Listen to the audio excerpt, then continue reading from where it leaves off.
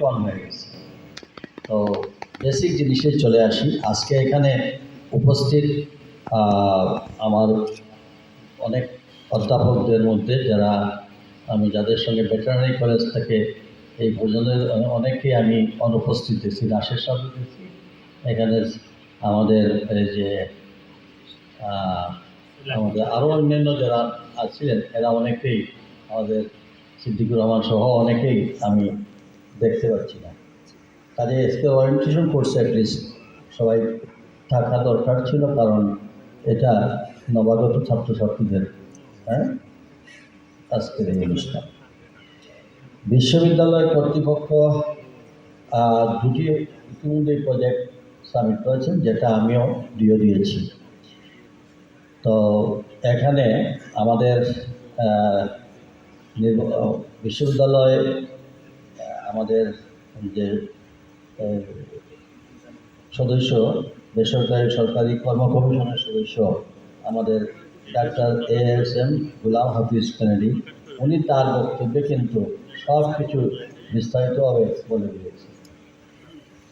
এখন আমার কাছে হলো সরকারের একজন মন্ত্রী হিসাবে, এলাকার সন্তান হিসাবে আমার কাছে এই বিশ্ববিদ্যালয়ের কতগুলো ডিমান্ড দেওয়া হয়েছে।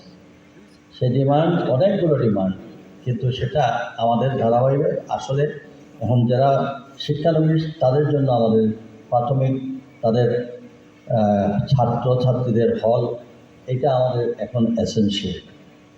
আমি এই ব্যাপারে ঢাকায় পৌঁছে ইনশাআল্লাহ রবিবারেই আমি শিক্ষামন্ত্রীর সঙ্গে যোগাযোগ করে এটা আমার কাছে।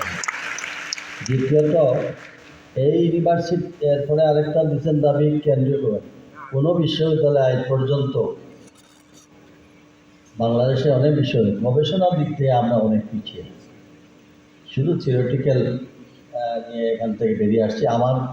আমার জানা মতো বাংলাদেশে গবেষণা যদি কিছু হয়, দুই চারটা হয়, তাহলে সেটা হচ্ছে কৃষি বিশ্ববিদ্যালয়।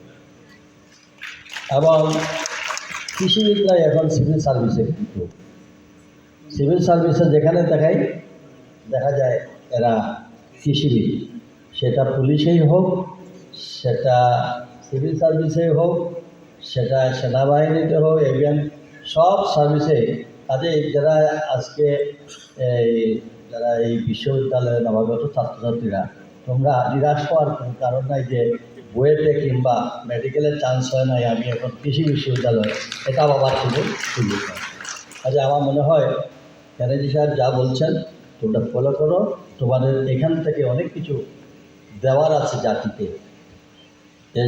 আমরা হলাম কৃষি নির্ভরশীল দেশ, এই দেশে আমাদের অনেক কিছু করার আছে, যার উপর ভিত্তি করে আমাদের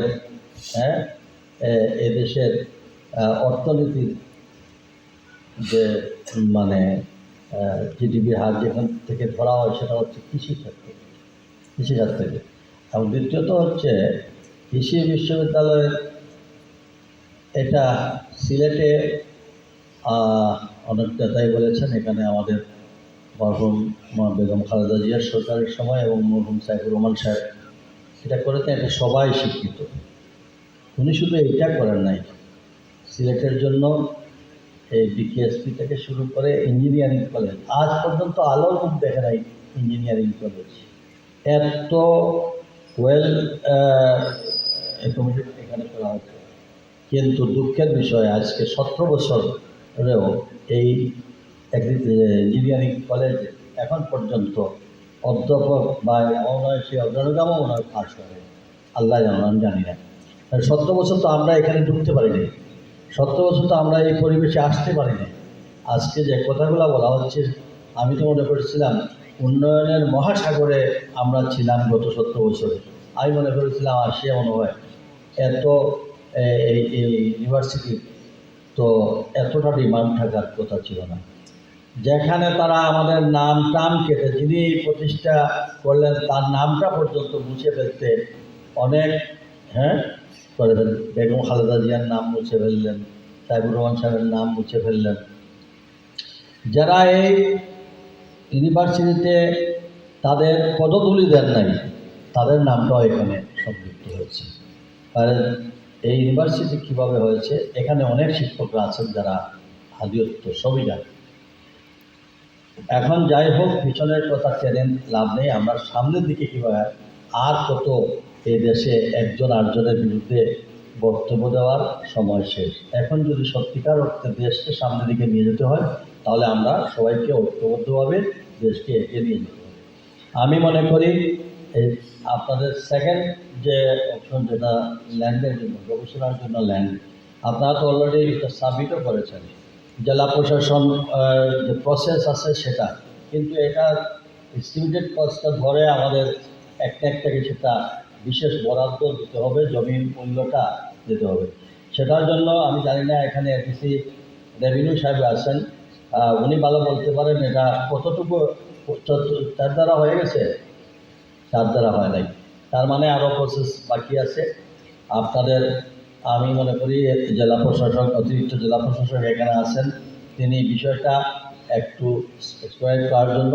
এখানে জমি অধিগ্রহণের ব্যাপারেও অনেক প্রবলেম আছে, সেটা হচ্ছে এই আমাদের সার্ভেয়ার টার্ভেয়ার নাই, তারা এককভাবে এটা করতে পারে না। তা আমি তো 6 জন সার্ভেয়ার, মোটামুটি 3 জন মনে হয় জয়েন করছে। আমি এই জমি অধিগ্রহণের জন্য ভূমি মন্ত্রণালয়কে বলে এই সিলেটের রাস্তাঘাট এবং স্কুল কলেজের জমি অধিগ্রহণের জন্য সার্ভেয়ার, এই যে বিভাগীয় কমিশনার সাহেব এখানে একদফা আছেন, ওনাকে মানে সকাল বিকাল আমি টেলিফোন করে শেষ পর্যন্ত ওনারা মনে হয় 6 জন দিচ্ছেন।